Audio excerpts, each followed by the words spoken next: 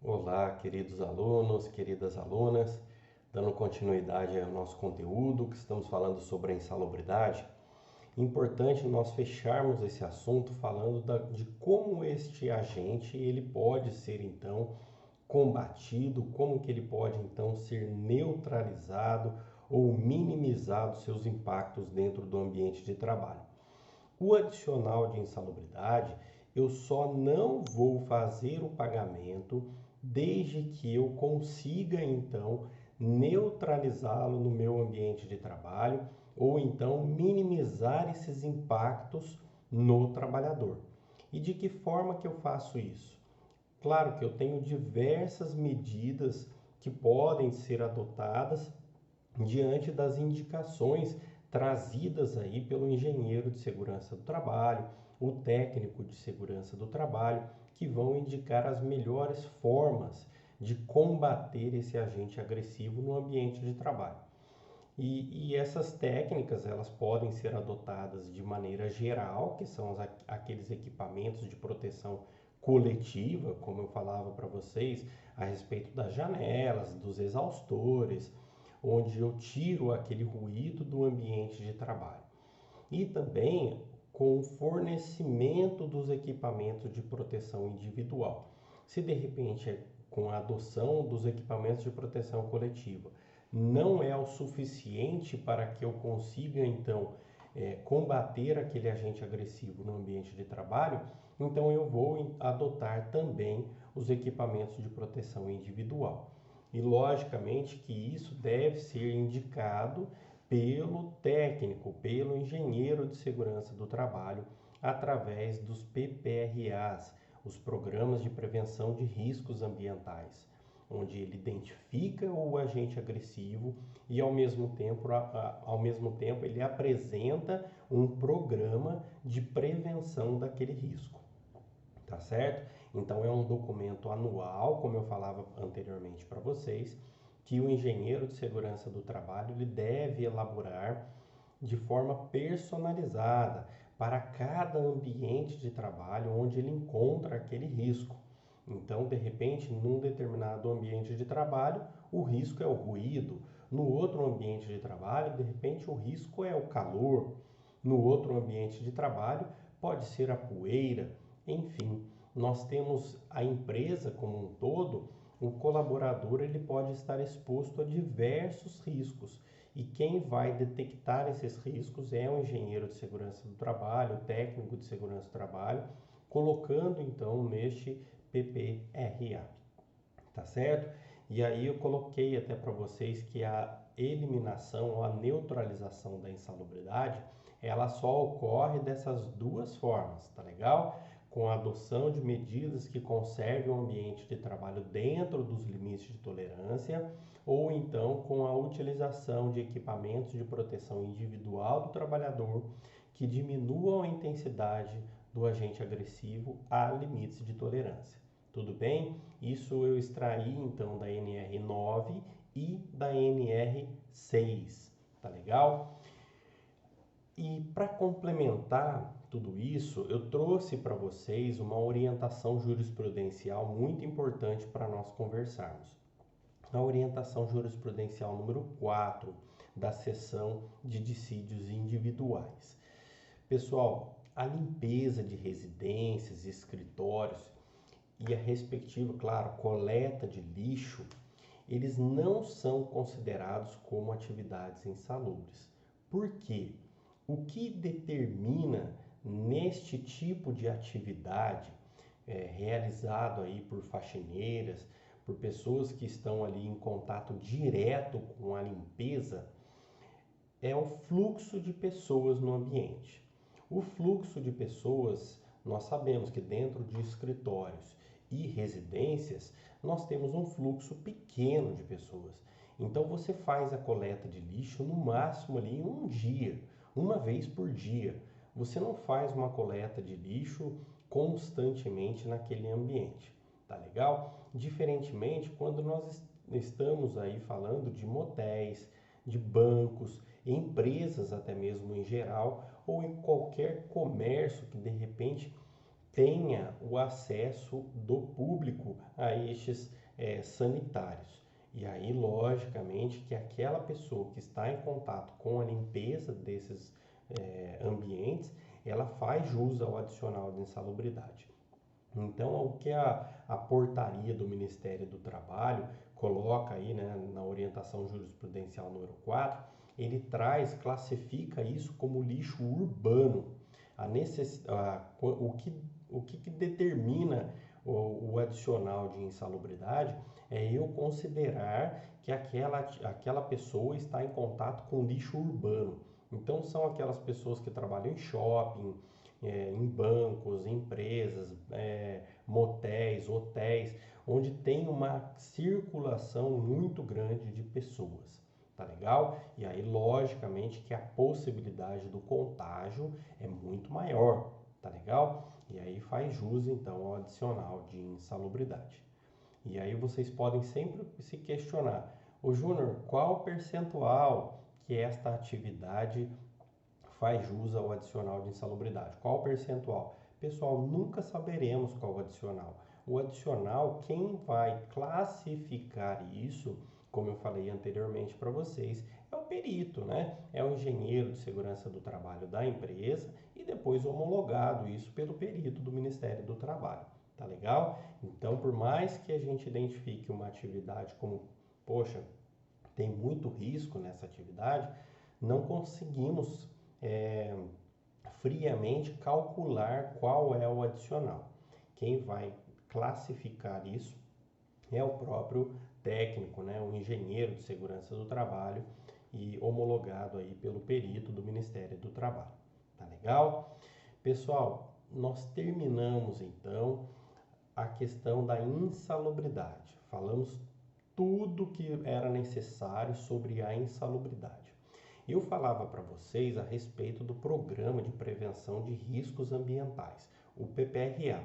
Este PPRA ele é elaborado então pelo engenheiro de segurança do trabalho com o auxílio do técnico de segurança do trabalho, mas quem assina, quem está responsabilizado por aquelas informações e por todo aquele programa é sempre o engenheiro de segurança do trabalho, tá legal? Nunca o técnico de segurança do trabalho. Então tomem cuidado com isso, que às vezes vocês podem encontrar questões aí de concurso da própria OAB, colocando que o técnico de segurança do trabalho ele é responsável pela elaboração do PPRA. Não, ele auxilia na elaboração do PPRA, mas quem é responsável pelo PPRA é o próprio engenheiro de segurança do trabalho. Da mesma forma, pessoal, nós temos a atividade do médico de segurança do trabalho. O médico de segurança do trabalho, ele é responsável pela elaboração de um outro programa, que é o PCMSO. Eu já falei anteriormente sobre isso para vocês. Esse PCMSO é o Programa Médico de Saúde Ocupacional. Esse Programa Médico de Saúde Ocupacional, ele é responsável por identificar quais são as medidas, então, médicas agora que devem ser adotadas diante deste risco, então, que foi encontrado no ambiente de trabalho. Tá legal? Vejam que faz um link completamente necessário. A partir do momento que foi identificado então um risco na saúde daquele colaborador, eu preciso então ter um programa médico de controle desse risco também. Então eu vou avaliar esses colaboradores periodicamente para identificar se aquele risco está impactando diretamente na sua saúde ou não. Como que está sendo prevenido no dia a dia?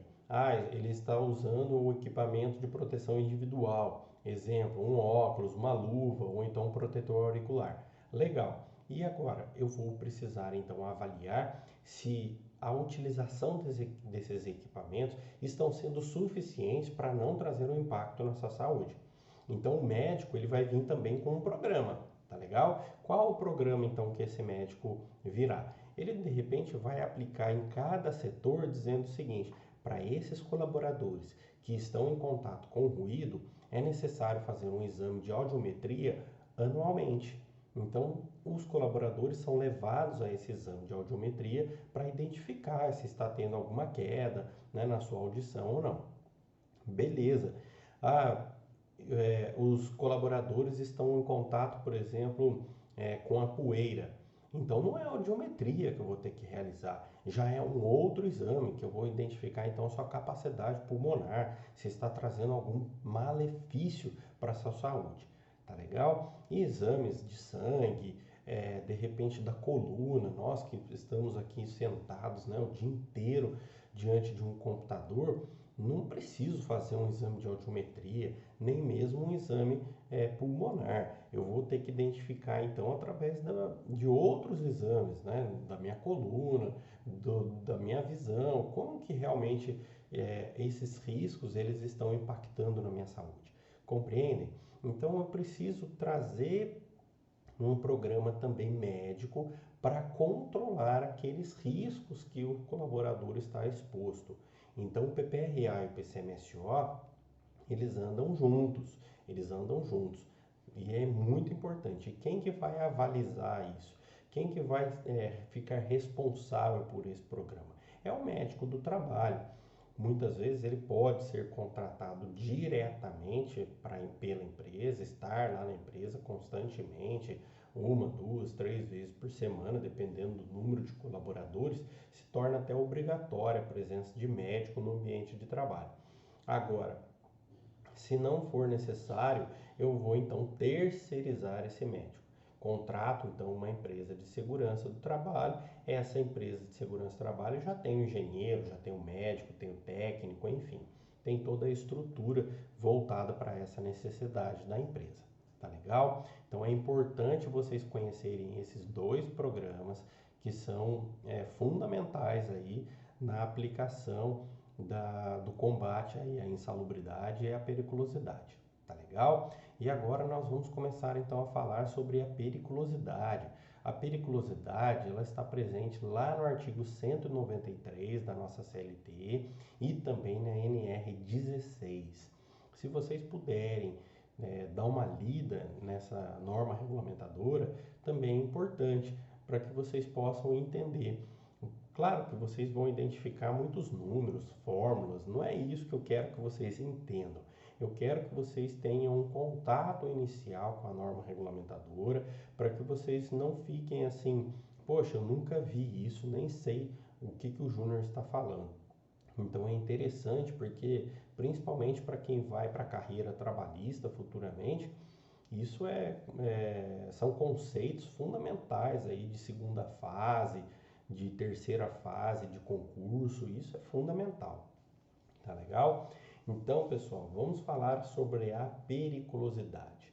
A periculosidade, pessoal, traz um risco de morte imediato ao colaborador. Traz um risco imediato de morte daquele colaborador, aquele risco que ele está exposto diante de um explosivo, diante de um inflamável, de uma eletricidade, de uma radiação. Enfim, nós temos esses riscos que o colaborador ele está exposto, mas que ele não vai trazer um problema a médio e longo prazo. Não, aquilo pode acontecer em questão de segundos. Em questão de segundos, ele começou a trabalhar na empresa e de repente ele vai ter o primeiro contato com um agente, por exemplo, explosivo e aquilo já é detonado, acaba com a vida do colaborador. Tá legal? Então ele não precisa de tempo, diferentemente da insalubridade. A insalubridade é completamente diferente. Nós falávamos até na insalubridade. Quem que tem direito à insalubridade? Vocês conseguem se recordar disso? Somente aqueles colaboradores que estão constantemente expostos ou aqueles que estão trabalhando de forma intermitente ao risco, tá certo? Então, aquele que trabalha de forma eventual não tem direito à insalubridade. Vocês lembram disso? E agora, com relação à periculosidade, não tem isso. É aquele que trabalha de forma contínua, de forma intermitente ou de forma eventual. Todos esses têm direito à periculosidade, porque, como eu já acabei de dizer anteriormente, não precisa de tempo para que esse agente se torne perigoso. Um contato de um segundo já pode trazer a morte daquele colaborador. Então basta estar exposto ao risco. O tempo não é necessário para a periculosidade. Tudo bem? Então vejam, nós temos aí elencado no próprio artigo 193 o contato com um explosivo, inflamável, componente elétrico ou radiação. Já no inciso 2, o contato então, a atividade, o perigo aí trazido por roubos ou outras espécies de violência nas atividades profissionais de segurança pessoal ou patrimonial.